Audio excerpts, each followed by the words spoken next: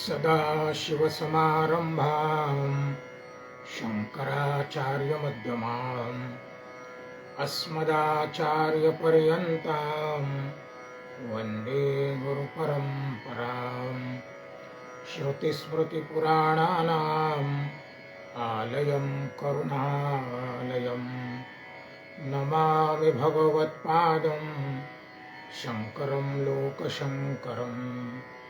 शंकरं शंकराचार्यं केशवं बादरायणं सूत्रभाष्यकृतो वन्दे भगवन्तो पुनः पुनः। ओम नमो नारायण। भगवान आदिशंकराचार्य यांच्या जयंतीच्या निमित्ताने 10 दिवस पर्यंत त्यांनी ज्यावर भाष्य केलं त्या दशोपनिषदावर आपण या ठिकाणी आपल्या बुद्धिशक्ती पराक्रमानुसार चर्चा करण्याचा प्रयत्न करत आहोत। आजचं हे आपलं 7वं पुष्प आहे। या 7व्या पुष्पामध्ये आपण आज जो उपनिषद घेणार आहोत त्याचं नाव आहे मांडुक्य उपनिषद। अथर्व वेदाच्या अंतर्गत येणारा आणि म्हणून अथर्ववेदीय असा हा उपनिषद आहे आणि याचं तर सगळ्यात कमी कलेवर आहे। म्हणजे आपण त्यावेळेस ईशावास्य उपनिषद 2 दिवसापूर्वी पाहिलं तर त्या उपनिषदामध्ये केवळ 18 मंत्र आहेत, पण हे तर याचं कलेवर त्याच्याही पेक्षा छोटा आहे। पण छोटा पॅकेट बडा धमाका म्हणतात, याचे फक्त 12 मंत्र आहेत। आणि म्हणून मांडुक्य उपनिषद जरी छोटा असला तरी त्यातलं जे तत्वज्ञान आहे ते अत्यंत महत्वाचं आहे। आता जाता जाता मला हेही सांगून गेलं पाहिजे, कारण आपण आता उतरतीला म्हणजे समारोपाकडे येऊन राहिलेलो आहोत। आता उद्यापासून फक्त 3च उपनिषद राहिलेले आहेत। ऋग्वेद आहेत, या ऋग्वेदाचे जे मंत्र आहेत, श्रुती आहेत, त्याला ऋचा म्हणतात। म्हणजे स्पेसिफिक मी आतापर्यंत म्हटलं मंत्र म्हणा, श्रुती म्हणा, ऋचा म्हणा, हे याच्यासाठी की ते क्लिष्ट होऊ नये, जड होऊ नये। पण आता आपल्या हेही लक्षात आलं पाहिजे आणि म्हणून ऋग्वेदाचे जे मंत्र असतील त्याला ऋचा म्हणायचं। यजुर्वेदाचे जर मंत्र असतील तर त्याला यजुस म्हणायचं। त्यानंतर सामवेदाचे जर मंत्र असतील तर त्याला साम म्हणायचं आणि अथर्व वेदाचे जर त्या ठिकाणी मंत्र असतील तर त्याला मंत्र म्हणायचं। मग आजचे जे या ठिकाणी आजचा जो उपनिषद आहे त्याचं नाव आहे मांडुक्य उपनिषद आणि हा अथर्व वेदाचा आहे आणि म्हणून त्याला मंत्र असं म्हणायचं। नाहीच राहिलं लक्षात तर ऋचा, श्रुती तर सगळ्यांनाच म्हणा, श्रुती मंत्र ठीक आहे, काय हरकत नाही। जेव्हा स्पेसिफिक आपल्याला हे करायचं त्यावेळेस ते म्हणायचं, पण नाही लक्षात राहिलं तर ठीक आहे, जे चालेल, काही हरकत नाही। आता हे जे आपल्याला उपनिषद आहे, काल आपण 4 महावाक्य प्रत्येक वेदाचे पाहिले। अहम ब्रह्मास्मी, त्याच्यानंतर तत्वमसी, प्रज्ञानम ब्रह्म, असं एक आणखीन महावाक्य आहे, त्याचं नाव आहे अयम आत्मा ब्रह्म। आता हे जे अयम आत्मा ब्रह्म आहे हे वाक्य या मांडुक्य उपनिषदामधून घेतलेलं आहे। 4 वेदांचे 4 महावाक्य, त्याच्यातलं अयमात्मा ब्रह्म जे अथर्व वेदाचं वाक्य आहे ते मांडुक्य उपनिषदामधलं आहे। आता हे आपल्या लक्षात येईल। आता हे जे मांडुक्य उपनिषद याचं काय वैशिष्ट्य आहे, जसं उदाहरणार्थ आपण केनोपनिषदाच्या वेळेस त्याच्यावर चर्चा केलेली आहे की आद्य शंकराचार्यांनी एकाच ग्रंथावर, एकाच उपनिषदावर 2 भाष्य लिहिली, पदभाष्य, वाक्यभाष्य। आपण त्याच्यावर चर्चा केलेली आहे मागे, हे वैशिष्ट्य आहे। तसं हा जो मांडुक्य उपनिषद आहे हा फक्त 12 मंत्राचा आहे, पण असं असलं तरी आदिशंकराचार्यांचे गुरु, त्यांचं नाव आहे गोविंद पादाचार्य, त्यांना गोविंद यती म्हणतात, आणि त्यांचे जे गुरु आहेत त्यांचं नाव आहे गौड पादाचार्य। म्हणजे एका अर्थाने आदिशंकराचार्याचे आजोबा गुरु, प्रपिता गुरु असं म्हणू आपण, पितामह गुरु, तर ते जे गुरु आहेत त्यांचं नाव आहे गौडपादाचार्य। या गौडपादाचार्यांनी या मांडुक्य उपनिषदाचा अभ्यास केला आणि त्यांच्या असं लक्षात आलं की अरे हा छोटा 12 मंत्राचा जरी असला तरी प्रचंड तत्वज्ञान आहे. आणि म्हणून त्यांनी काय केलं, त्या ग्रंथावर कारिका लिहिली. आणि मग त्याला जे कारिका आहेत ते किती लिहिली, या 12 मंत्रावर जवळजवळ 200 मंत्राची कारिका त्यांनी लिहिलेली आहे. आणि सांगितलं की हा उपनिषद कसा आहे, हा उपनिषद आहे मुक्तई मांडुक्य एवं अलम. मुक्तई असा शब्द वापरला. मुक्तीसाठी एकमेव उपनिषद कोणता असेल तर मुक्तई मांडुक्य एवं अलम. म्हणजे मुक्ती जर आपल्याला प्राप्त करून घ्यायची असेल तर मांडुक्य उपनिषद वाचावा, मांडुक्य उपनिषद आराधावा, म्हणजे मुक्ती मिळते. हा एकमेव आहे असं त्यांचं म्हणणं आहे. आणि त्यांनी म्हणून त्याच्यावर कारिका लिहिली आणि ती जी कारिका आहे ती जवळजवळ 215 मंत्रांची आहे. आता याचे कर्ते ऋषी कोण आहे या मांडुक्य उपनिषदाचे, तर या मांडुक्य उपनिषदाचे कर्ते ऋषी आहेत मांडुक्य ऋषी. आता त्याच्यात 2-3 कथा आहेत, वेगवेगळे प्रघात आहेत. आणि ह्या काही मी नाही सांगितल्या, हे विद्वान गृहस्थ ज्यांनी अभ्यास केला त्यांनी ह्या सगळ्या सांगितलेल्या आहेत. आपल्याला त्या तिन्ही गोष्टी माहीत असल्या पाहिजे की मांडुक्य का नाव पडलं. आणि मुद्दाम मी तुम्हाला तिन्ही गोष्टी ज्या विद्वानांनी सांगितलेल्या आहेत ते या ठिकाणी मांडुक्य का नाव पडलं याच्यासाठी. पहिले मी तुम्हाला सांगितलं मांडुक्य ऋषींनी याचं संकलन केलेलं आहे, याला या ठिकाणी एकत्रित केलेलं आहे. त्याचे कर्ते ऋषी मांडुक्य ऋषी आहेत आणि म्हणून या उपनिषदाचं नाव मांडुक्य उपनिषद ठेवलं. एक झालं. आता त्याच्या काही कथा या ठिकाणी आलेल्या आहेत, त्या कथा थोडक्यात या ठिकाणी मी सांगणार आहे. काय झालं, एकदा दुष्काळ पडला आणि मग सगळीकडे हाहाकार माजायला लागला, काय करावं काय करावं. तर वशिष्ठ ऋषींनी एक सूक्त लिहिलं, त्याचं नाव आहे वृष्टी सूक्त. आणि त्या सूक्ताच्या प्रभावाने पाऊस पडेल असं त्यांना वाटलं आणि म्हणून त्या वृष्टी सूक्ताच्या त्यांनी त्या ठिकाणी आराधना करायला सुरुवात केली, साधना करायला सुरुवात केली. आणि ती साधना करत असताना एक दिवस त्यांना एकदम आवाज आला, डराव डराव, बेडकाचा आवाज आला. आता बेडकाचा आवाज आला म्हणजे काय संकेत आहे, हा बेडूक नावाचा जो प्राणी आहे त्याला एक वैशिष्ट्य आहे परमेश्वराने दिलेलं. तो उन्हाळाभर म्हणजे पाऊस येण्याच्या पूर्वी तो शीतकाल समाधीमध्ये जातो. म्हणजे काय करतो, तो स्वतःला गाडून ठेवतो जमिनीमध्ये आणि त्याच्या त्वचेतूनच अन्न त्याला मिळते. हे त्याचं वैशिष्ट्य आहे. पाणी येईपर्यंत आपल्या शरीराला त्रास होऊ नये म्हणून तो खोलवर त्या याच्यामध्ये जातो, चिखलामध्ये. मग ते चिखल सगळा उष्णतेने संपून जातो, तिथे माती होते. आणि पाणी आल्यानंतर हा जो बेडूक आहे तो त्याच्यातून येतो, त्याला शीतकाल समाधी म्हणतात. आता बेडकाचा आवाज येणं हे शुभ लक्षण नाही, कारण पाऊस येणार हे त्याला समजलं बेडकाला, म्हणून तो डराव आवाज करायला लागला. आणि वशिष्ठांनी तो आवाज ऐकला आणि ऐकल्यानंतर अतिशय आनंदी झाले आणि म्हटलं बाबा मी खूप मेहनत केली वृष्टी सूक्तानी आणि तुझा आवाज मला आला, मी अतिशय प्रसन्न झालो, शुभ वार्ता तू मला दिली.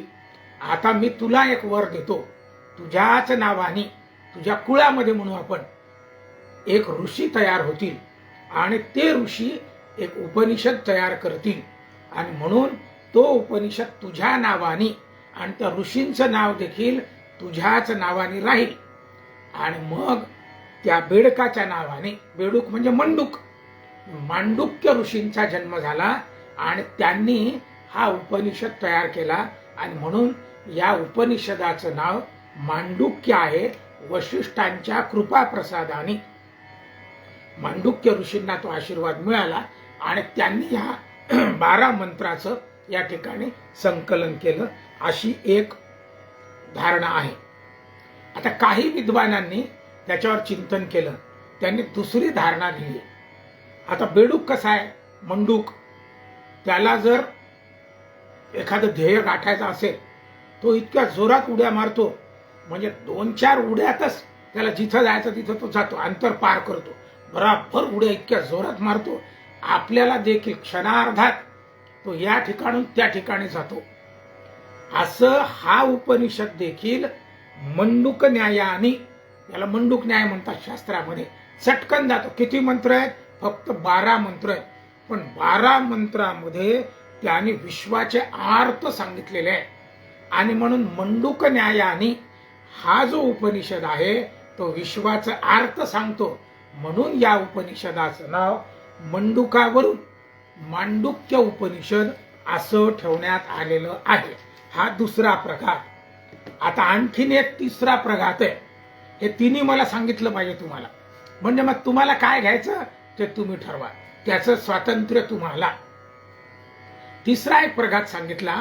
तो प्रघात असा सांगितला की हा जो मंडूक आहे म्हणजे बेडूक, त्याची पिलं त्या पाण्यामध्ये अंडी देत होतो. आणि त्या अंड्यातून प्रचंड अंडी असतात. त्या अंड्यातून प्रचंड असे ते टॅडपोल म्हणतात इंग्रजीमध्ये त्याला. ती जी छोटी छोटी पिलं आहेत बेडकाची ती येतात. आता ती कशी असतात? माश्यासारखी असतात. म्हणजे त्यांच्या डोक्यावर एक तुरा असतो आणि त्यांना एक शेपूट असते आणि असे ते त्याच्यामध्ये राहतात. पण ज्यावेळेस ते मोठे होतात, परिपूर्णता त्यांच्यामध्ये येते, त्यावेळेस ते काय करतात? डोक्यावरचा तुरा त्यागतात आणि शेपूट देखील त्यागून देतात आणि मग पूर्ण बेडूक तयार होतो. संन्यास धर्मामध्ये, शास्त्रामध्ये संन्यास धर्म धारण करताना सगळी केस म्हणजे अगदी शेंडी देखील ते ठेवत नाहीत आणि संन्यस्त वृत्ती धारण करतात आणि त्याग करून स्वतःला गाडून घेतात. कशामध्ये? त्या अध्यात्मामध्ये. जसं हा बेडूक त्याची पिलं ज्या उगवत असतात, म्हणून आपण त्या पिलांचा बेडूक होत असतात ना, ते आपली शेंडी तुरा ज्याला म्हणतात ते काढून टाकतात आणि संन्यस्त वृत्तीने त्या ठिकाणी राहण्याचा प्रयत्न करतात. असं संन्यासाचं देखील आहे. स्वतःचे त्यांनी केस वपन करतात, केस काढून टाकतात आणि समाधीमध्ये जातात. शीतकाल समाधी ज्याला म्हणून, शांत. अशा न्यायाने हा जो मंडूक जसा राहतो, म्हणून याला मांडुक्य. संन्यासांनी देखील हा जो मांडुक्य उपनिषद अभ्यास करायचा असेल तर त्या बेडकासारखं आपल्याजवळ असलेल्या उपाध्या त्या सगळ्या सोडून द्यायच्या आणि याचा अभ्यास करायचा. म्हणून देखील याला मांडुक्य उपनिषद म्हणतात. हे 3 प्रकार. आता माझं मत मांडुक्य ऋषींनी लिहिला म्हणून याला मांडुक्य उपनिषद म्हणायचं. ठीक आहे. हे सगळं मी तुम्हाला सांगितलं. कर्ते ऋषी मांडुक्य ऋषी आहेत. मंत्र यामध्ये फक्त केवळ 12 आहेत. छोटा आहे. आता याच्यामध्ये काय आहे वैशिष्ट्य? तर याच्यामध्ये जर वाचलं तुम्ही लक्षात येईल. 12च मंत्र आहेत. प्रणवाक्षर जे आहे, ज्याला ओंकार ध्वनी म्हणतो आपण. जेव्हा सृष्टीची उत्पत्ती झाली तेव्हा आदिबीज निर्माण झालं. आजही असं म्हणतात सूर्याचा आवाज जर ऐकला तर तो घुंग घुंग घुंग घुंग करतो. तो ओंकार ध्वनीच आहे. काही शास्त्रज्ञांनी पकडला म्हणतात तो. आणि तो जो ध्वनी आहे तो जेव्हा आदिबीज असा शब्द ज्ञानेश्वर माऊलींनी त्याला म्हटलेला आहे. 3 मात्रा त्याच्यात ज्ञानेश्वर माऊलींनी घेतली. ते ओंकार जे आहे त्याला प्रणवाक्षर म्हटलेलं आहे. त्याला अक्षर ब्रह्म म्हटलेलं आहे. काय केलं ज्ञानेश्वरांनी? त्याची व्याख्या पहिल्याच अध्यायामध्ये म्हटलेलं आहे. अकार चरण युगुल. गणपतीचं गणपती ब्रह्माचं वर्णन आहे पहा. अकार चरण युगुल. चरण म्हणजे पाय. उकार उदर विशाल. उदर म्हणजे पोट. मकार महामंडल मस्तकाकारे. अ उ आणि म ह्या 3 मात्रा दिलेल्या आहेत. या उपनिषदाने देखील, मांडुक्य उपनिषदाने या 3 मात्रावरच या 12 श्लोकांचं वर्णन केलेलं आहे. मग आता अ उ आणि म, अकार चरण युगुल, उकार उदर विशाल, मकार महामंडल. मग त्याने काय म्हटलं पुन्हा? हे तिन्ही एकवटले. अ वेगळा, म वेगळा, उ वेगळा. आणि आता चौथा कोण आहे? या सगळ्यांना एकत्रित केलं. हे तिन्ही एकवटले. तेथ शब्द ब्रह्म कवळले आणि ते निया गुरुकृपा न मिले आदिबीज. आदिबीज म्हणजे सगळ्यात पहिला आवाज कोणता आला असेल? पृथ्वी उत्पन्न झाल्यावर, ब्रह्मांड उत्पन्न झाल्यावर तो जो आवाज आला तो ओंकार ध्वनी आहे. नृसिंह सरस्वती कारंज्याचे जेव्हा जन्माला आले तेव्हा ते रडले नाही. त्यांच्या तोंडातून आवाज कोणता आला? ओम ओम ओम. आता ते गुरुचरित्राच्या वेळेस आपण त्याची चर्चा करत असतो. तर हे आदिबीज या ठिकाणी आहे, म्हणून त्याला त्या ठिकाणी परब्रह्म असंच म्हटलेलं. ओंकार काय आहे? अक्षर ब्रह्म आहे. ओंकार काय आहे? परब्रह्म आहे. ओंकार काय आहे? तर भूत भविष्य वर्तमान याच्या पलीकडचा कालत्रयातीत, त्वं देहत्रयातीत, त्वं कालत्रयातीत, त्वं मूलाधार स्थितोषि नित्यं, त्वं शक्तित्रयात्मकः, त्वां योगिनो ध्यायन्ति नित्यं. वर्णन केलेले गणपती अथर्व शीर्षामध्ये ते ओंकाराचंच आहे. त्वं ब्रह्मा त्वं विष्णुस्त्वं रुद्रस्त्वं इंद्रस्त्वं अग्निस्त्वं वायुस्त्वं सूर्यस्त्वं चंद्रमास्त्वं ब्रह्मभूर्भुवस्वरोम. असं जे ओंकार ध्वनी आहे ते काय आहे? ते अवस्थेच्या पलीकडे आहे, काळाच्या पलीकडे आहे. मग काय ते? आत्मा आणि परमात्मा याची सांगड. ते जे ब्रह्म आहे ते ओंकार ध्वनी आहे. मांडुक्य उपनिषद सांगतो ओंकाराचं हे अत्यंत महत्व आहे, म्हणून प्रणवाक्षर ओंकार याच्यावरच मांडुक्य उपनिषद आहे. आता हे 12 मंत्रावर, आता मग मी सांगितलं आद्य शंकराचार्यांचे गुरु गोविंद यती गोविंद पादाचार्य आणि त्यांचे गुरु गौड पादाचार्य यांनी त्याच्यावर कारिका लिहिली. त्याचं नाव आहे मांडुक्य कारिका. कारिका म्हणजे एक एक श्लोक, थोडक्यात सांगायचं म्हणजे मंत्र एक एक. तर अशी कारिका, असे किती कारिका केल्या त्यांनी? 215 कारिका. मंत्र आपल्याला समजण्याच्या दृष्टीने 215 मंत्र. जसे याचे 12 आहेत तसे त्यांनी त्याचे 215 केलेले आहेत. त्याचे 4 प्रकरण केले माहितीसाठी, कारण हे किती मोठं आहे. 12 मंत्रावर. आणि कोणी साध्या सोप्या यांनी केलं का? गुरुच्याही गुरुनी, म्हणजे शंकराचार्यांचे गुरु आणि त्यांच्याही गुरुनी, म्हणजे किती मोठे माणसं असतील ते. ज्यांनी आद्य शंकराचार्य जगाला दिले ते किती मोठे असतील. त्यांनी त्या ठिकाणी मांडुक्य उपनिषद 12चा आहे. त्यांच्या असं लक्षात आलं की नाही लोकांनाही समजला पाहिजे आणि हा छोटा पॅकेज बडा धमाका आहे, तर आपल्याला ताबडतोब लोकांपर्यंत पोहोचला पाहिजे, म्हणून त्यांनी 215 कारिका, त्याचे 4 प्रकरणं त्यांनी केली. त्याची नावं देखील दिली. पहिल्या प्रकरणाचं नाव दिलं आगम. हा जो आगम आहे त्याच्यामध्ये त्यांनी 29 कारिका केल्या. मग दुसरं दिलं वैतथ्य, त्याला 38 कारिका त्यांनी दिलेल्या आहे. तिसरा अद्वैत, 48 कारिका दिल्या. आणि चौथ्या प्रकरणाचं नाव दिलं अलात शांती, आणि त्याच्यामध्ये त्यांनी 100 कारिका आपल्या सगळ्यांना दिलेला आहे. म्हणजे गौड पादाचार्यांनी अत्यंत सुंदर अशा पद्धतीचा आणि एक कारिका लिहिली, मांडुक्य कारिका, आणि त्यांनी हे सगळं एक्सप्लेनेशन केलं. पण आपल्याला उपनिषदावर चर्चा करायची आहे. आता या उपनिषदाची सुरुवात काय, त्याचा शांती मंत्र काय आहे? तर तो शांती मंत्र आपल्या सगळ्यांना माहिती आहे. भद्रं कर्णेभिः शृणुयाम देवा, भद्रं पश्येमाक्षभिर्यजत्रा, स्थिरैरङ्गैस्तुष्टुवांस्तनु गर्भश्येम देवहितं यदायुः, स्वस्ति न इंद्रो वृद्धश्रवाः, स्वस्ति न पूषा विश्ववेदाः, स्वस्ति नस्तारक्षो अरिष्टनेमी, स्वस्ति नो बृहस्पतिर्ददातु. आता मांडुक्य ऋषीने सुरुवातीलाच आणि अथर्वण ऋषीने देखील सुरुवातीलाच या आणि शांती मंत्राचं आणि त्या ठिकाणी स्मरण केलं आणि देवाला प्रार्थना केली की हे देवा, आमच्या कानाने कल्याणकारी ऐकू दे, आमच्या डोळ्यांनी कल्याणकारी पाहू दे, आमच्या मुखातून कल्याणकारी असं देवाचं नाव येऊ दे, असं त्यांनी त्या ठिकाणी म्हटलेलं आहे. आमचं शरीर सुदृढ राहू दे, मन संतुष्ट राहू दे, आणि असं सुदृढ शरीर आणि संतुष्ट मन याने आमच्या तोंडातून देवा तुझं गुणगान होऊ दे, असं त्या ठिकाणी म्हटलेलं आहे. आणखी म्हटलं की तो जो याच्यामध्ये स्वस्ति न इंद्रो, म्हणजे तो जो कीर्तिमान इंद्र आहे, हे इंद्र देवा तू आमचं कल्याण कर. विश्वाला पुष्ट करणारा स्वस्ति न पूषा, पूषण म्हणजे भगवान सूर्यनारायण, हे सूर्यनारायण भगवंता तुम्ही ऊर्जा देऊन आमचं मंगल करा. आता स्वस्ति नस्तारक्षो अरिष्ट नेमी, अरिष्टाचं हरण कोण करणार आहे? तो गरुड नावाचा आणि भगवान आहे. त्या गरुडाला देखील प्रार्थना केली की तुम्ही देखील आमचं कल्याण करा. आणि नंतर स्वस्तिनो बृहस्पतिर्ददातु, बृहस्पती कोण आहे? देवांचे गुरु आहेत, देवांचे देवगुरु आहेत, आणि म्हणून त्यांना प्रार्थना केली की हे बृहस्पती महाशय तुम्ही देखील आमचं कल्याण करा. असं त्या ठिकाणी त्यांना ते सांगून राहिलेले आहे. आता ते सांगत असताना आता या उपनिषदाला आपण सुरुवात करू. पण हा उपनिषद सुरू करण्यापूर्वी जेव्हा मी वाचत होतो तेव्हा माझ्या असं लक्षात आलं की याच्यामधलं जे रॉ मटेरियल आहे हे पहिले सांगितलं पाहिजे.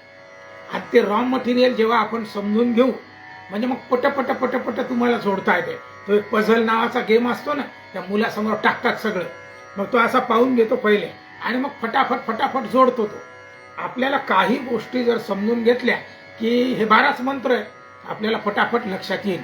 म्हणजे जरी कमी असलं तरी सगळ्याला म्हणजे घागरने सागर म्हटलं की नाही त्या दिवशी, तो त्याच्याही पेक्षा हा आहे, त्याच्याही पेक्षा पलीकडचा आहे. मग आता आपण काही गोष्टी समजून घेऊ.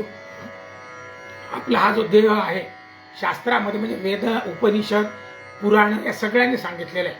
आपल्या देहाचे 4 प्रकार आहेत. एक स्थूल देह, दुसरा आहे सूक्ष्म देह, तिसरा आहे कारण देह आणि चौथा आहे महाकारण देह. मी आता देहाचे 4 प्रकार सांगितले. त्याचा उपयोग आपल्याला नंतर होणार आहे. आपण जे बोलतो या वाणीच्या 4 प्रकार वाणीचे आहे. एक आहे परावाणी, बेंबीच्या देठापासून, पश्चंती म्हणजे तिला हृदयातून, मध्यमा या आपल्या चक्रातून आणि तिथून वैखरी म्हणजे ही वाणी तोंडातून फक्त वरवरची. आणि गणपती अथर्व शीर्षामध्ये चत्वारी वाक्पदानी 4 प्रकारच्या वाणी आहे. वैखरी शब्द पुढे वैखरी राम आधी वदावा. वैखरी म्हणजे तोंडातून येण्याच्या आधीच हृदयातून आला पाहिजे तो, असं रामदास स्वामींचं म्हणणं आहे. तर 4 प्रकारच्या वाणी आहेत. परा, पश्चंती, मध्यमा आणि वैखरी. हे आपल्याला मुद्दाम मी का सांगून राहिलो, पुढे याचा उपयोग आपल्या सगळ्यांना होणार आहे. आता आपल्या चेतनेच्या 4 अवस्था आहेत. त्या कोणत्या कोणत्या आहेत? जागृती, स्वप्न, सुषुप्ती आणि तुर्या. ह्या चेतनेच्या 4 अवस्था आपल्या आहेत. जागृती, स्वप्न, सुषुप्ती आणि तुर्या. म्हणजे देहाचे 4 प्रकार मी तुम्हाला सांगितले, वाणीचे 4 प्रकार सांगितले, चेतनेचे 4 प्रकार सांगितले. आता या ओंकाराचे देखील 4 प्रकार, तीन मात्रा आपल्या सगळ्यांना माहिती आहे. अ, उ आणि म या 3 मात्रा आपल्या सगळ्यांना माहिती आहे. या ओंकाराला 4थी मात्रा आहे, पण ती मात्रा रहित आहे. म्हणजे मात्रा नसून काहीतरी नाव द्यावं लागेल की नाही, म्हणून त्याला मात्रा म्हणून आलं. ती मात्रा नाही, तिला अमात्रा म्हणतात. पण तरी देखील मात्रा झाली की नाही ती. आणि ती काय आहे? जसं आपण ओंकार म्हणताना म म्हणतो आणि म म्हटल्यानंतर आपण स्थिरावतो. आता जिथे आपण स्थिरावतो तो जो म आहे, तो जो नाद आहे, तो पूर्ण नाद आहे. तो नाद म्हणजे अमात्र आहे. पण तो 4था आहे की नाही? अ म्हणतो आपण, उ म्हणतो, म म्हणतो आणि मग कुठेतरी स्थिरावतो. ते जे स्थिरावणं आहे, घंटा वाजतो, टन आवाज येतो आणि टन आल्यानंतर कुठेतरी तो स्थिरावतो. पण त्या घंट्यातून नाद येतो की नाही, तो नाद आपल्या कानापर्यंत पोहोचलेला असतो. आणि तो जो नाद आहे ते पूर्ण ब्रह्म आहे, तो पूर्ण नाद आहे, नाद ब्रह्मातला. आणि ते जे नाद ब्रह्म आहे ते म्हणजे तो जो शेवटचा म आहे. म्हणून आपण 4 मात्रा ओंकाराच्या सांगितलेल्या आहेत. त्याचं एक्सप्लेनेशन लक्षात नाही, 3च मात्रा आणि 4थी कशी सांगितली. ह्या 4 मात्रा उपनिषदाने 5वी जी 4थी जी केलेला आहे त्याला अमात्रा शब्द वापरलेला आहे. म्हणून अ, उ आणि म. आता याने काय केलं की हा जो आपला आत्मा आहे, हा आत्मा 4 पायावर उभा आहे. या 4 देहाला देखील हेच नाव आहे. हा जो संचालन करते आपले 4 देह, स्थूल, सूक्ष्म, कारण आणि महाकारण, त्याचं जे फिरणं आहे, वावरणं आहे, ते या 4 पायावर आहे. आणि म्हणून त्या देहाला देखील हे नाव दिलं तरी चालते. असे 4 पाय कोणते आहेत? तो पहिल्या पायाचं नाव आहे वैश्वानर. त्याचं एक्सप्लेनेशन मी करणार आहे पुढे. म्हणजे हे सगळं संगती मग आपल्याला पझल जोडायचा आहे. वैश्वानर. दुसरा जो देह आहे त्याचे जे पाय आहेत आत्म्याचा, तर त्याच्यामध्ये त्याचं नाव आहे तैजस. तिसरा आहे प्राज्ञ आणि चौथा आहे अमात्र. आता तुम्हाला संगती नंतर पुढे लक्षात येईल. वैश्वानर, तैजस, प्राज्ञ आणि अमात्र. आता मी तुम्हाला देहाचे सांगितले, वाणीचे सांगितले, ओंकाराचे सांगितले आणि आत्म्याच्या 4 पाय कोणते आहेत म्हणजे संचार करण्यासाठी पद म्हणू आपण त्याला. तर ते जे पद आहेत ते या ठिकाणी मी तुम्हाला सांगितले. आता आपण त्या अवस्थांकडे जाऊ. मी तुम्हाला 4 प्रकारच्या अवस्था सांगितल्या. मंडूकोपनिषद सांगतो ओंकार ब्रह्म काय आहे. ओंकार ब्रह्म का म्हटलं तर त्या मात्रा कुठे कुठे आहेत आपल्या जीवनामध्ये. उपनिषद खूप सुंदर आहे. थोडासा समजायला जड जरी असला तरी तो सोपा आहे. आपण थोडंसं समजून घेऊ. आपण विशेष म्हणजे 10 उपनिषद आहे. एका विषयाशी दुसऱ्याचा काही तसा संबंध नाही. हा थोडासा तरतम भाव ज्याला म्हणतात ते आपल्याला घेता येईल. पण समजा एक उपनिषद वाचला आणि आता हा दुसरा वाचला नाही तरी काही फरक पडत नाही. प्रत्येकाचा विषय वेगळा आहे आणि म्हणून समजून घेताना कोणताही केव्हाही वाचला तरी तो ऐकतोच आहे आणि म्हणून नित्य नूतन आहे. त्या ज्ञानेश्वरीमध्ये म्हटलं ना की ते तर हरू म्हणे नेनिजे देवी जैसे का रूप तिचे तैसे नित्य नूतन देखिले देखिजे गीता तत्व. तसं उपनिषद देखील नित्य नूतन आहे. कालचा वाचलेला आज नवीन काहीतरी अर्थ कळतो. तसं इथे आता ओंकार ब्रह्माचं या ठिकाणी चर्चा आहे. मग आता काय झालं, आपली अवस्था जी आहे एक अवस्था आहे जागृती अवस्था. ओंकार त्याच्यामध्ये कोणती मात्रा आहे आपल्या जागृती अवस्थेमध्ये ओंकार ब्रह्माची ते मी तुम्हाला सांगतो. आता ही जागृती अवस्था कशी आहे, या अवस्थेमध्ये आपल्या देहाची, कोणता देह, स्थूल देह आहे तो दिसता देह, हा दिसणारा देह स्थूल देह आहे. तो स्थूल देह जागृत म्हणजे इंद्रिय सगळी आपली कार्यरत असतात. म्हणजे आपण सगळ्या ज्या गोष्टी घडतात त्याची जाणीव आपल्याला असते. म्हणजे आपण समजा जे बाह्य ज्ञान म्हणतात ते सगळं आपल्याला होते. कसं, उदाहरणार्थ सुगंध आला आपल्या देहाला, गुलाबजाम खाल्ला आपल्या देहाने खाल्ला, एखाद्याने आपल्याविषयी चांगलं बोललं या देहाला कळते की चांगला बोलून राहिला, कोणीतरी वाईट बोलून राहिला देहाला कळते, कुत्र भुंकायला लागलं कानाला समजते, काहीतरी संगीत आहे कानाला समजते, कुठेतरी आपण चाललो एखादं ठिकाण आपण पाहिलं किंवा आपण नोकरीला चाललो, ज्या ज्या क्रिया आपण करतो त्या सगळ्या आपल्या ज्ञानेंद्रियांना ज्या कळतात त्याला पंचतन मात्रा म्हणतात. म्हणजे शब्द, स्पर्श, रूप, रस आणि गंध हे पंचतन मात्रा आहे. हे सगळं आपल्या ज्ञानेंद्रियांना समजतात. कर्मेंद्रिय काय करून राहिले हे देखील आपल्याला समजते. ही झाली जागृत अवस्था. आणि या जागृत अवस्थेमध्ये तो जो आपल्या देहाचा किंवा आत्म्याचा पाय म्हणू किंवा देहामध्ये जे कोणतं स्वरूप धारण केलेलं आहे त्याचं नाव आहे, त्या पदाचं नाव आहे, त्या पायाचं नाव आहे किंवा ज्या अवस्थेत आपण संचारतो ती जी स्थूल देहाची अवस्था, जागृत अवस्था, तिचा पाय आहे वैश्वानर. म्हणून मी तुम्हाला 4 पाय आत्म्याचे सांगितले. आता हा वैश्वानर कसा आहे, विश्वान नयती इति वैश्वानरः, म्हणजे विश्वामध्ये हिंडतो, आपण सगळीकडे फिरतो की नाही आणि आपण त्याची अनुभूती घेतो. जे काय दिसून राहिलं म्हणजे देह भावना प्रधान या ठिकाणी असते आणि म्हणून मला जे दिसते समजते ती जी अवस्था आहे ती जागृत अवस्था आहे. आता जे ऐकून राहिले ती जागृतीत ऐकून राहिले, मी बोलून राहिलो तो जागृतीत आहे. अशी जी सगळी अवस्था आहे तिला जागृत अवस्था म्हणतात. आणि ही अवस्था ओंकारमध्ये हिचा मात्रा हा म्हणजे हिची प्रज्ञा कशी आहे, बाह्य प्रज्ञा आहे, बाहेरून सगळी दिसते. भोगता कसा आहे, स्थूल देहामध्ये गुलाबजाम खाणं वगैरे आपल्याला कळते की नाही, हा बाह्य देह खातो, हा आपला देह. आणि म्हणून या विषयाचा भोगता त्या ठिकाणी कोण आहे तर हा स्थूल देह आहे. आणि मग आता या भोगता स्थूल देहाचा आहे. आता इथे हा उपनिषद सांगतो याला 7 अंगाचा तो आहे आणि म्हणून संस्कृत श्लोक आहे त्याचा, 7 अंगाचा तो आहे. आता ते कोणते अंग आहेत, याच्यामध्ये मस्तक आहे, डोळे आहेत, हृदय आहे, श्वास आहे, पाय आहे, पोट आहे आणि आपलं मुख आहे. असे 7 अंग त्याच्यामध्ये आहेत. आता याला 19 मुख आहे.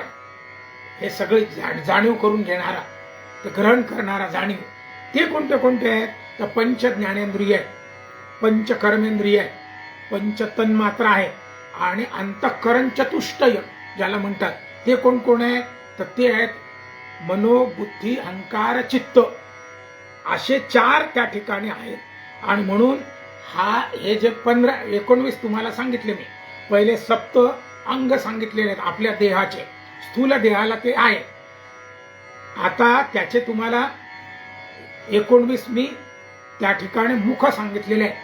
म्हणजे पंच ज्ञानेंद्रिय, पंच कर्मेंद्रिय, पंच तन्मात्रा आणि अंतःकरण चतुष्टय, असे 19. आता याच्यामध्ये हा देह काय करतो? ऐहिकाचा उपभोग घेतो. आणि ऐहिकाचा उपभोग घेत असताना संपूर्ण शरीरभर त्याचा आनंद होतो की नाही. काही खाल्लं, काही पाहिलं, तर हे सगळं बाह्य देह आपला करतो. ही झाली आपली आणि जागृत अवस्था. आणि ओंकाराचा कोणता मात्रा आहे? या देहामध्ये ओंकाराचा फक्त अ मात्रा आहे. अ, उ, म आणि पूर्ण असं सांगितले का नाही. या देहामध्ये ओंकाराचा अ मात्रा आहे फक्त. अपूर्ण आहे का? अपूर्ण नाहीये, ओंकार नाही. म्हणून हा देह म्हणजे फक्त पूर्ण ब्रह्म आहे का? परमात्मा आहे का? नाही. पण आवश्यक आहे की आहे. आणि म्हणून याला वैश्वानर असा पाय, म्हणजे तो सर्वत्र संचार करतो. हा स्थूल देह आहे आणि याचा मात्रा अ आहे, पाय वैश्वानर आहे. लक्षात आलं एवढं? ओंकारातला अ फक्त हा देह आहे. पुढे जाऊ आपण, मग आपल्या आणखीन लक्षात येईल. दुसरा देह आहे आपला, दुसरी चेतनावस्था, तिचं नाव आहे स्वप्नावस्था. आता स्वप्नावस्था म्हणजे काय? आपली जी इंद्रिय आहेत ते फिरतात का कुठे? नाही, निश्चित पडलेली असतात. आणि सगळी इंद्रिय आपण मनामध्ये विलय त्याचा करतो. समजून घ्या थोडा. स्थूल देहामध्ये आपण सर्वत्र फिरतो, बाह्य इंद्रिय जागृत असतात, बाह्य प्रज्ञा जागृत असते, सगळं आपल्याला दिसतो, अनुभवतो. आता स्वप्न अवस्थेमध्ये आपली सगळी इंद्रिय मनामध्ये विलीन असतात. म्हणजे बाहेरील संवेदना, मोठा आवाज येऊन राहिला, काय होऊन राहिलं, तिकडे गुलाबजाम आहे का, त्याचा सुवास येऊन राहिला, संगीत येऊन राहिलं, काहीही नाही. अशी जी संवेदना आहे ती कुठे? आपली मनामध्ये, तिथपर्यंत पोहोचतच नाही. म्हणजे आपले सगळे इंद्रिय मनामध्ये, ज्ञानेंद्रिय मनामध्ये विलीन आहेत. त्याच्यामुळे नाहीत का? ती आहेत पण मनात विलीन आहेत. मग एखादा सुगंध तिथून आला तर तो तुमच्यापर्यंत पोहोचत नाही का? पोहोचतो, पण त्याची संवेदना मनापर्यंत पोहोचत नाही. एखादं चांगलं गायन आहे, कानाने ऐकले जाते की नाही? ऐकते, पण मनापर्यंत पोहोचत नाही. म्हणून ज्ञानेंद्रिय नाहीत का? आहेत, पण ते मनात विलीन झालेले आहे. आणखी काय आहे? बाह्य जगाशी संबंध नाही. आता बाह्य जगाशी संबंध नाही म्हणजे मन त्यावेळी शांत नसते, पण त्या मनाचा बाह्य जगाशी तसा संबंध नाही. पण मन झोपते का? नाही, मन त्या ठिकाणी जागत असते, ते अशांत असते. ही स्वप्न अवस्था आहे. आता याच्यामध्ये काय आहे? जागृतीमध्ये म्हणजे स्थूल देहानी ज्या आपण अनुभवतो गोष्टी, हे पाहिलं, ते पाहिलं, हे खाल्लं, कोणी आपल्याशी भांडलं किंवा कोणी चांगलं बोललं, ह्या ज्या सगळ्या संवेदना आहेत, त्या संवेदना स्वप्न अवस्थेमध्ये मनामध्ये उमटत राहतात. इंद्रिय, ज्ञानेंद्रिय झोपलेली आहे, त्याचा विलय झालेला आहे, मन अशांत आहे, स्थूल देह देखील इथे नाही. आता कोण आहे? या देहाला सूक्ष्म देह म्हणतात. आणि सगळी इंद्रिय मनामध्ये विलय झालेली आहेत. आणि एका अर्थाने ज्याला सरळ भाषेमध्ये आपण झोपलेलो, पण तिला आपण गाढ झोप म्हणत नाही, तो पुढे करू आपण, तो त्या ठिकाणी झोपलेला आहे. ही जी अवस्था आहे ती अवस्था तिला स्वप्न अवस्था म्हणतात. आणि मग याच्यामध्ये काय होते? जे आपण जागृतीमध्ये स्थूल देहाने जे बाह्य अनुभव घेतले, ती आता आंतरिक प्रेरणेमध्ये म्हणजे या सूक्ष्म देहामध्ये, स्थूल देह पहिले सांगितला, हा दुसरा देह आहे सूक्ष्म देह, याच्यामध्ये त्याचा आपण कल्पना विश्व तयार करतो स्वप्नामध्ये. आणि ते सूक्ष्म देहामध्ये आहे.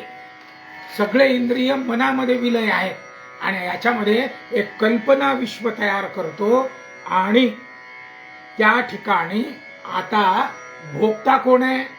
त्या सगळ्या कल्पना कळतात आपल्याला, असं होऊन राहिलं, तसं होऊन राहिलं, अशी जी कल्पना विश्वामध्ये ज्या ज्या काही कल्पना आपल्याला येतात, तर तो जो भोक्ता आहे तो भक्ता म्हणजे आपला सूक्ष्म देह आहे आतला, आणि तो घेतो. आपल्याला कळत नाही का ते सगळं समजते, त्याचा आनंद देखील स्वप्नामध्ये आपल्याला होतो.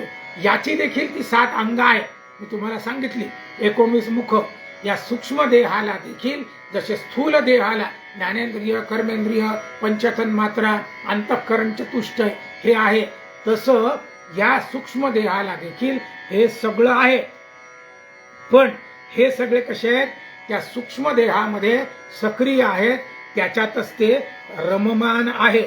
आणि मग जे स्थूल देहाने जागृतीमध्ये आपण पाहिलं त्याची अनुभूती आपल्याला या ठिकाणी येते. आणि स्वप्न अवस्थेमध्ये देखील, त्याला स्वप्न अवस्था म्हणतात, त्या अवस्थेतही आपण गुलाबजाम खात नाही का? खातो. संगीत ऐकत नाही का? ऐकतो. अशा सगळ्या अनुभूती आपल्याला येतात. आणि जेव्हा आपण बाहेर पडतो, मग अरे लक्ष द्या, अरे हे तर आभास होता. त्या आनंदात असतो ना, मी हे झालो, मी अमेरिकेला गेलो, मी आणखीन कुठं हे एखाद्या पदावर पोहोचलो, मी असा झालो, असं सगळं स्वप्नामध्ये ते आपल्याला दिसते. तेवढ्या पुरता सगळ्या आपल्या ज्ञानेंद्रियांना, कर्मेंद्रियांना आनंद होतो. आणि जागे झालो की मग लक्षात येते, अरे हे तर आभासी जग होतं. तो जो सूक्ष्म देह आहे हे आभासी सगळं आपल्याला पाहतो. तर तो जो आत्मा आत आहे, स्थूल सूक्ष्म देह, त्या सूक्ष्म देहाचा पाय, तो जो संचार करतो तो कोणत्या पायाने करतो?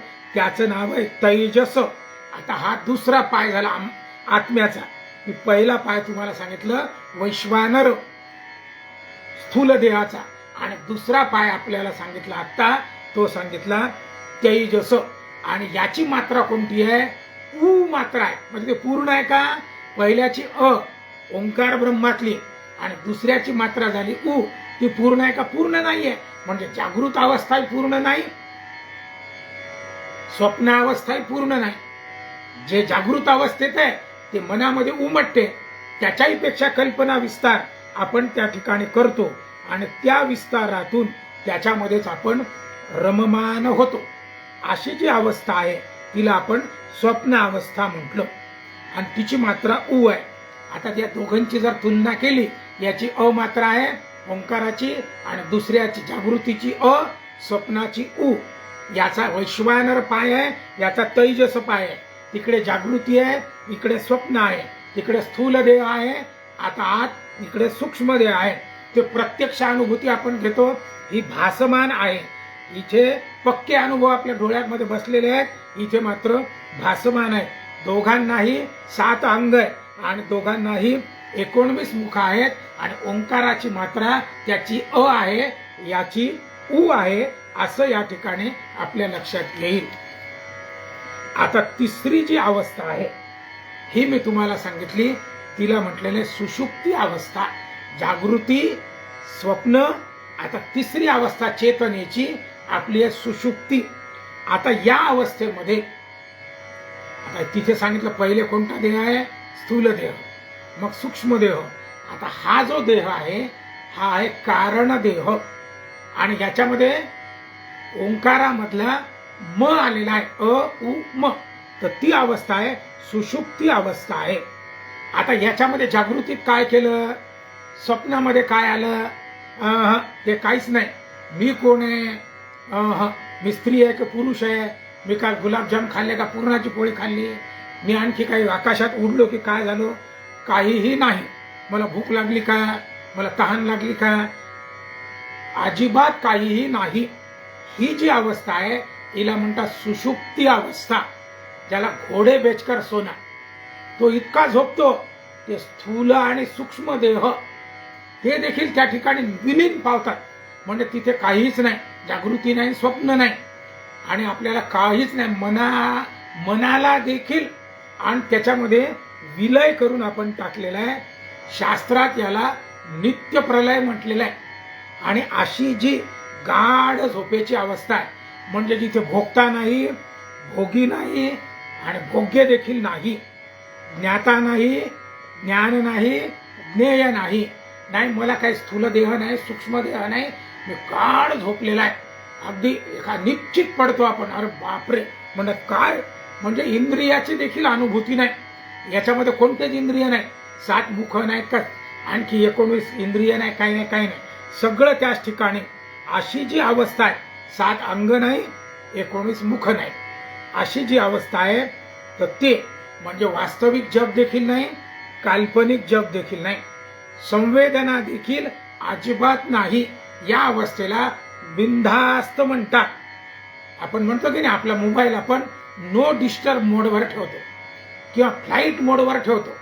फ्लाईट मोडवर म्हणजे कुछ नाही, काही कोणाशी संबंध नाही, अशी अवस्था ही देहाची येते. झोपते म्हणून गाढ, तिकडे काय झालं जगात, अहो मला तर काही समजलं नाही म्हणतात. एवढं मोठा आवाज आले प्रचंड, मी का गाढ झोपेत होतो म्हणतात, आम्हाला काहीच समजलं नाही काय झालं ते. अरे बाबा तुझ्या देखत झालं ना, केवढ्याने जोरजोरात, कुंभकर्णी झोप म्हणतात त्याला. तर म्हणतात अरे एवढं सगळं आवाज होता आणि किती झोपला तू, काहीच नाही तुझ्यावर तर काहीच परिणाम नाही, अशी झोप यावं लोक म्हणतात. अशी जी अवस्था आहे, आणि मग तो उठला की आपण म्हणतो अरे बापरे काय गाढ झोप लागली होती, त्याची देखील आपल्याला जागृतीत जाणीव होते. अशी जी अवस्था आहे, जी जागृतीच्या पलीकडची, स्वप्नाच्या पलीकडची अशी अवस्था, तिला सुषुप्ती म्हणतात. अशी सुषुप्ती इथे आत्म्याचा 3रा पाय आहे, त्याला प्राज्ञ म्हणतात. आणि ओंकाराचा जो पाय आहे त्याला म शब्द वापरला. स्थूलामध्ये अ, सूक्ष्मामध्ये उ, आणि या सुषुप्ती म्हणजे कारण अवस्थेमध्ये, स्थूल सूक्ष्म कारण देहामध्ये त्याला म अवस्था म्हटलेला आहे. जागृती, स्वप्न आणि सुषुप्ती. जागृतीमध्ये अ, स्वप्नावस्थेमध्ये उ आणि सुषुप्तीमध्ये म, असं ते ओंकार ब्रह्म आहे. आता या तिन्ही अवस्थेमध्ये ते पूर्ण आहे का? याच्यामध्ये अर्धमात्रा आहे, त्याच्यामध्ये अर्धमात्रा आहे, त्याच्यामध्ये अर्धमात्रा आहे, अ, उ आणि म, पण ते वेगवेगळे आहेत. अशा वेळी हा जो देह आहे हा कारण देह आपला आहे. आता स्थूल देह, सूक्ष्म देह, कारण देह, अ, उ, म, वैश्वानर, तैजस आणि आता हा प्राज्ञ, अशा 3 पाय मी तुम्हाला या ठिकाणी सांगितलेले आहेत. आणि 3 चेतनेच्या अवस्था, जागृती, स्वप्न आणि सुषुप्ती, अशा 3 अवस्था मांडुक्य उपनिषद सांगतो. हे पहा, हा जो ओंकार ब्रह्म आहे ते आत्मा आणि परमात्म्याचा मिलाप, ते प्रणवाक्षर, पण तेच ब्रह्म आहे, तोच आत्मा आहे. पण हा आत्मा फक्त स्थूल देहाने पूर्ण होणार आहे का? नाही. त्या ओंकारातलं फक्त एक अक्षर म्हणजे अ, अर्धमात्रा, म्हणजे स्थूल देह आहे. तो जो सूक्ष्म देह आहे, स्वप्न पाहणारा, स्वप्नावस्थेतला, तो म्हणजे पूर्ण आहे का? ती आहे फक्त उ, त्या परब्रह्मामधला उ आहे फक्त, तरी देखील पूर्ण ब्रह्म नाही. मग जी सुषुप्ती अवस्था आहे गाढ, ती देखील आहे का? गाढ झोप, ती देखील चेतनेची अवस्था पूर्ण नाही, ती म्हणजे म. मग आता हे तिन्ही एकवटले, एकवटावं लागतील की नाही, तेव्हा शब्द ब्रह्म कवळले. मग आता 3 एकवटण्याची देखील एक अवस्था आहे, आणि त्या अवस्थेला, चेतनेची ती अवस्था, तिला तुरीया अवस्था म्हणतात. आता मी तुम्हाला सांगितलं चेतनेची अवस्था, जागृती, स्वप्न, सुषुप्ती, आणि त्याच्या पुढची अवस्था सांगितली तुरीया अवस्था. देह सांगितला, स्थूल देह, सूक्ष्म देह, कारण देह, हे परिपूर्ण आहेत का? त्याच्या पुढचा एक देह आहे, त्याचं नाव आहे महाकारण देह. मग अवस्था सांगितल्या, जागृती, स्वप्न आणि सुषुप्ती. पुढची अवस्था सांगितली तुरीया अवस्था. या तुरीया अवस्थेमध्ये, या तिन्ही अवस्थेमध्ये मी आहे, पण या 4थ्या अवस्थेत मीच्या पलीकडला आहे. समजून घ्या. आता ही तुरीया अवस्था ही आनंदाची अवस्था आहे. ब्रह्मानंदे लागली टाळी, आनंदाचे देही आनंद तरंग, आनंदाचे डोही आनंद तरंग, आनंदाची अंग आनंदाचे. या देहाचं अंग देखील कोण आहे? आनंदच आहे. आणि ती आनंद अवस्था जी आहे तिला तुरीया अवस्था म्हटलेलं आहे.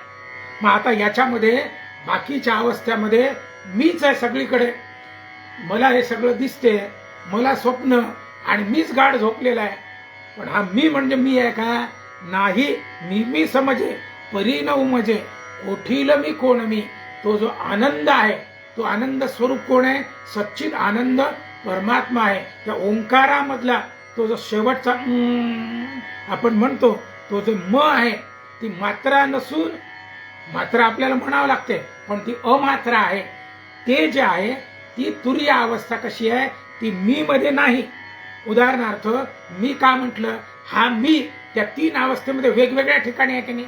समजा मी आहे, मी कोणाचा तरी पती आहे, मी कोणाचा तरी पिता आहे, मी कोणाचा तरी मुलगा आहे, मी कोणाचा तरी मित्र आहे, मी कोणाचा तरी आणखीन काहीतरी आहे, साहेब आहे किंवा नोकर आहे, मी आहे.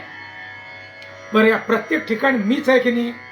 पण या पतीला आणि या पित्याला त्या ठिकाणचा मीच आहे, पण याचा आणि याची व्याख्या एक होते का? याचा संबंध हिच्याशी येतो का? याचा संबंध याच्याशी येतो का?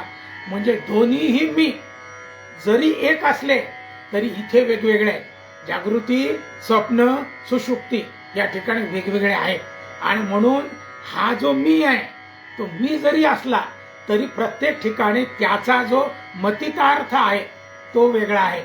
पण आता जो तुरीय अवस्थेमधला मी आहे तो कोण आहे? मी म्हणजे दिलीप जोशी. मी म्हणजे जे कोणी, तो जो माझा परिचय आहे, मी म्हणजे सच्चिदानंद. मग सच्चिदानंद पती आहे की नाही, सच्चिदानंद पिता आहे की नाही, सच्चिदानंद मित्र आहे की नाही. पण त्याची अवस्था कोणती आहे? ती छोटी अवस्था आहे, जागृती, स्वप्न, सुषुप्ती. पण तुरीय अवस्थेमध्ये मी म्हणजे सच्चिदानंद आहे, मी म्हणजे अमात्रा आहे, मी म्हणजे महाकारण देह आहे, आणि मी म्हणजे म मधला ती जी अमात्रा आहे, ते जे परब्रह्म परमात्मा आहे. आणि म्हणून मांडुक्य उपनिषद 12 मंत्रामध्ये अ उ म समजावून सांगत असताना तो जो ओंकार अक्षर आहे ते अक्षर ब्रह्म आहे, तेच परब्रह्म परमात्मा आहे, तोच आत्मा आणि परमात्मा आहे, आणि तेच आदिबीज आहे. ते देहामध्ये आहे, पण देहाचे 3 प्रकार आपल्याला माहिती आहे. पण चौथा जो आनंद स्वरूप आहे, आनंदाची अवस्था आहे, ती जी मी हा सर्वांच्या पलीकडला, म्हणजे जिथे मी नाही, तो जो मी नाही त्याच्यामध्ये तादात्म्य पावते, तेच समूळ मिटे मी पण. आलिंगनी सुख वाटे, प्रेम चिदानंदी घोटे, हर्षे ब्रह्मांड उतटे, समूळ मिटे मी पण. पंढरीच्या पांडुरंगाजवळ ज्यावेळेस जातो आपण, तिथे ते निजबोधे उरावरी आणि भेटतू आत्मया श्रीहरी. इतर देवाजवळ नाही, पण पंढरीच्या पांडुरंगाला आलिंगन भेट आहे, तिला उराऊर भेट म्हणतात शास्त्रामध्ये. तर ती जी त्याला आपण भेटतो असं, त्यावेळेस तो आणि मी वेगळा आहे का? ती आनंद अवस्था आहे. तिथे देह आठवतो का? तिथे स्वप्न आठवते का? तिथे आणखीन आपल्याला सुषुप्ती आठवते का? घरदार आठवते का? काहीच नाही. पांडुरंग आठवतो. तर ते जे आहे, पाया पडू गेलो तव पाऊलची न दिसे, उभाची स्वयंभू असे, समोर की पाठीमोरा न दिसे, असा जो परब्रह्म परमात्मा आहे, तो त्या ठिकाणी आपल्याला ते सावळ परब्रह्म, आपण त्याच्याशी तादात्म्य पावतो. ती जी तुरीय अवस्था आहे ती आनंदाची अवस्था आहे. म्हणजे मी कसा आहे? आनंद अवस्थेत आहे. जिसका हरि से जुड़ा संबंध है उसे हर घडी आनंद ही आनंद आहे. मग ती जी आनंद अवस्था आहे, मनाच्या संवेदना आनंदामध्ये प्रगट करतात. म्हणजे काटा जरी रुतला तरी आनंद, गुलाबाच्या फुलावरून चाललो तरीही आनंद, असे आनंदाचे देही. आनंद म्हणजे आता इथे कोणती अवस्था आहे? संतांनी वर्णन केलं, जागृती म्हणजे ज्ञानेश्वरांनी, जागृती, स्वप्न, सुषुप्ती नाठवे आणि पाहता रूप आनंद साठवे. अशी जी आनंदाची अवस्था आहे, ती जी संपूर्ण अवस्था, हिला तुरीय अवस्था म्हणतात. आणि ही जी अवस्था आहे, हिचा जो पाय आहे, या पायाला मात्रारहित ओंकार म्हणत असताना, आता हा जो म आहे त्याला मात्रा आहे का? नाही. पण मात्रा विरहित आहे का? तसंही म्हणता येणार नाही. म्हणून याला मात्रारहित असं त्या ठिकाणी म्हटलेलं आहे. आणि म्हणून हा जो चौथा पाय आहे तो आनंदाचा पाय आहे. तिला तुरीय अवस्था म्हणतात. म्हणजे आतील बाहेरील प्रज्ञा आहे का? नाही. अंत बाह्य प्रेरणा आहे का? नाही. जाणता किंवा नेणता आहे का? जाणीव नेणीव नाही. व्यवहार आहेत का? नाही. चिंतन आहे का? नाही.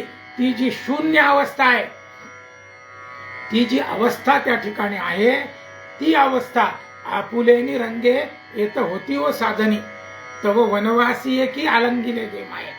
बोले ना बोलू देईना तेथे पाहणे ते अवघे पारुषले गे माये, असं म्हटलं की नाही विरहिणीमध्ये काय.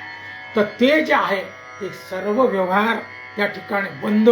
आणि ती जी आत्मानंद आहे तो ओंकार, म्हणजे ओंकारातला पूर्ण नाही, ओंकारातला पूर्ण नाही, ओंकारातला पूर्ण नाही, म्हणून सगळ्याला अर्ध मात्रा म्हटलेलं आहे. आणि मग त्या सगळ्यांना एकत्रित केलं. हे तिन्ही एकवटले तेथ शब्द ब्रह्म कवळले. अशी जी अवस्था आहे ती तुरीय अवस्था. आणि म्हणून त्याला त्या ठिकाणी आनंद अवस्था म्हटलेलं आहे. ओंकारातली अमात्र अवस्था. आणि ही अवस्था आपल्याला येणे म्हणजे पूर्ण ब्रह्माकडे आपली वाटचाल आहे, आपल्या जीवनाची वाटचाल. अशी प्रपंचरहित शांत शिव अद्वैत अवस्था जर निर्माण करायची असेल तर मला स्थूल देह, सूक्ष्म देह, कारण देह याच्या पार असणारा महाकारण देह तिकडे वळावं लागणार आहे. मला या ठिकाणी वैश्वानर, तैजस, प्राज्ञ याच्या पलीकडे मला अमात्राकडे जावं लागणार आहे. 4 पाय आहेत हे. मला या ठिकाणी माझी जी वाणी आहे वैखरी, मध्यमा या ठिकाणी असलेली पश्चंती, त्याच्या पलीकडची अवस्था जी बेंबीच्या देठापासून ईश्वराचं नाव, तिला म्हटलेलं आहे परा अवस्था. त्याच्यामध्ये मला जावं लागणार आहे. मी या ठिकाणी नुसत्या अ मध्ये नाही, उ मध्ये नाही, म मध्ये नाही, तर ते जे शब्द ब्रह्म आहे पूर्ण त्याच्याकडे अ उ म करून जो म आहे त्याचा जो नाद आहे, नाद ब्रह्म, त्याच्याकडे मला जावं लागणार आहे. मला त्याच्याशी तादात्म्य पाहावं लागणार आहे. मांडुक्य उपनिषद सांगतो ते जे पूर्ण ब्रह्म आहे ते म्हणजे आदिबीज आहे. हे तिन्ही एकवट व्हावे लागतील. स्थूल, सूक्ष्म, कारण देह, जागृती, स्वप्न आणि सुषुप्ती अवस्था या सगळ्यांना एकवटून कशात विलय करावा लागणार आहे? तुरीय अवस्थेमध्ये विलय करावा लागणार आहे. यालाच म्हटलेलं आहे चिदानंद स्वरूप. आणि म्हणून आदि शंकराचार्यांनी त्या ठिकाणी प्रार्थना केली, मनोबुद्धी अहंकार चित्तानि नाहम न च श्रोत्र जिह्वे न च घ्राण नेत्रे न च व्योम भूमीर न तेजो न वायू. आणि मग असे हात केले, चिदानंद रूपश शिवोहम शिवोहम, चिदानंद रूपश शिवोहम शिवोहम, चिदानंद रूपश शिवोहम शिवोहम. आद्य शंकराचार्यांना अपेक्षित असं चिदानंद रूप शिवोहम शिवोहम ही तुरीय अवस्था म्हणजे ओंकार ध्वनी, त्याची जी अमात्रा आहे त्याच्यामध्ये मला जायचं आहे. मांडुक्य उपनिषद आपल्या सगळ्यांना सांगतो, जीवन जगत असताना मला आहे की नाही माझ्या जीवनात? स्थूल देह आहे. सूक्ष्म देह म्हणजे उ आहे की नाही? आहेच. जागृती आहे, स्वप्नही आहे. बरं, सुषुप्ती आहे की नाही? गाढ झोप आहेच माझ्यामध्ये. तो म देखील आहे. पण याच्याही पलीकडे जे सच्चिदानंद स्वरूप आहे, म्हणजे मी फक्त स्थूल देह, सूक्ष्म देह किंवा कारण देह नाही, तर मी चिदानंद रूपश शिवोहम शिवोहम हे देखील मी आहे. ती तुरीय अवस्था, ती मला अमात्रा ओंकार ध्वनी पूर्ण म तो जो आला पाहिजे तिथपर्यंत मला जायचं आहे. मांडुक्य उपनिषद सांगतो त्याच्यासाठी प्रयत्नपूर्वक त्या ठिकाणी आपण साधना केली पाहिजे. ती ओंकार साधना अखंड करणे म्हणजे ह्या अवस्थांची जाणीव ठेवणे. आणि हेच आपल्याला मांडुक्यकारीमध्ये वारिकेमध्ये गौडपादाचार्य म्हणजे शंकराचार्यांच्या गुरूंचेही गुरु ते आपल्याला सांगतात. शंकराचार्य देखील मांडुक्य उपनिषद सांगताना त्या ठिकाणी भाष्य करताना हेच सांगतात. आणि मांडुक्य ऋषी 12 मंत्रामध्ये आपल्या सगळ्यांना हेच सांगतात की मला स्थूलाकडून सूक्ष्माकडे, सूक्ष्माकडून कारणाकडे आणि कारणाकडून महाकारणाकडे, वैश्वानराकडून तेजसाकडे, तेजसाकडून प्राज्ञाकडे आणि प्राज्ञाकडून अमात्राकडे, अकडून उकडे, उकडून म कडे आणि म कडून अमात्रा म्हणजे ओंकार ध्वनीकडे मला जायचं आहे. चिदानंद रूपश शिवोहम शिवोहम, चिदानंद रूपश शिवोहम शिवोहम. स्वस्ति न इंद्रो वृद्धश्रवाः, स्वस्ति न पूषा विश्ववेदाः, स्वस्ति नस्तारक्षो अरिष्टनेमि, स्वस्ति नो बृहस्पतिर्ददातु. ओम शांति शांति शांति. ओम नमो नारायण.